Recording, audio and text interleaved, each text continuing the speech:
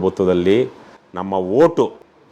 ನಮ್ಮ ಓಟು ನಾವು ಏನು ತಿನ್ನಬೇಕು, ಯಾವ ಬಟ್ಟೆ ಹಾಕಬೇಕು, ಯಾವ ಶಾಲೆಗೆ ನಮ್ಮ ಮಕ್ಕಳು ಹೋಗ್ಬೇಕು, ನಮ್ಮ ಮಕ್ಕಳು ಓದಿದ ಮೇಲೆ ಯಾವ ಕೆಲಸಕ್ಕೆ ಹೋಗಬೇಕು, ನಾವು ಓಡಾಡುವಂಥ ರಸ್ತೆ ಹೇಗಿರಬೇಕು, ನಾವು ಕಟ್ಟುವಂತಹ ತೆರಿಗೆ ಏನಕ್ಕೆ ಉಪಯೋಗ ಆಗಬೇಕು, ಎಲ್ಲವನ್ನು ನಮ್ಮ ಓಟು ತೀರ್ಮಾನ ಮಾಡುತ್ತೆ. ಬೊಮ್ಮಾಯಿ ಆಗಲಿ, ಸಿದ್ದರಾಮಯ್ಯ ಆಗಲಿ, ಯಡಿಯೂರಪ್ಪ ಆಗಲಿ, ಇನ್ಯಾರು ಆಗಲಿ ಅವ್ರ ಅಪ್ಪನ ಮನೆಯಿಂದ ತಂದು ದುಡ್ಡು ಕೊಡ್ತಾ ಇದ್ದಾರೆ ರಾಜ್ಯಕ್ಕೆ. ನಾನು ನೀವು ನಮ್ಮ ಅಣ್ಣ ತಮ್ಮಂದರು ಹೊಲದಲ್ಲಿ, ಗದ್ದೆನಲ್ಲಿ, ರೋಡಲ್ಲಿ ಟ್ಯಾಕ್ಸಿ ಓಡಿಸ್ತಾ, ಕಾರ್ ಓಡಿಸ್ತಾ, ಸಾಫ್ಟ್ವೇರ್ ಕುಟ್ತಾ, ಇವೆಲ್ಲ ಕೋಡ್ ಕೊಡ್ತಾ, ಇವೆಲ್ಲ ತಾನೇ ಇವರೆಲ್ಲ ಸಂಪಾದನೆ ಮಾಡ್ತಾ ಇರೋದು. ನಮ್ಮ ದುಡ್ಡು ನಮ್ಮದೇ ದುಡ್ಡು ತೆರಿಗೆ ಕಟ್ತಾ ಇದ್ದಾರಲ್ಲ ಜನ, ಮರ್ಯಾದೆ ಇಲ್ಲ. ಹಾಗಾಗಿ ತೆರಿಗೆ ಕಟ್ಟೋದಕ್ಕೆ ಮರ್ಯಾದೆ ಬೇಕು. ನಾವು ಸಂಪಾದನೆ ಮಾಡ್ತಾ ಇರೋ ಸಂಪತ್ತು ಸದ್ವಿನಿಯೋಗ ಆಗಬೇಕು, ರಾಜ್ಯದಲ್ಲಿ ಬಡತನ ನಿವಾರಣೆ ಆಗಬೇಕು, ಎಲ್ಲ ತರಹದ ಅಪರಾಧ ಚಟುವಟಿಕೆಗಳು ಕಡಿಮೆ ಆಗಬೇಕು ಅಂದರೆ ಒಳ್ಳೆಯ ಪ್ರಜಾಪ್ರಭುತ್ವ ಇರಬೇಕು.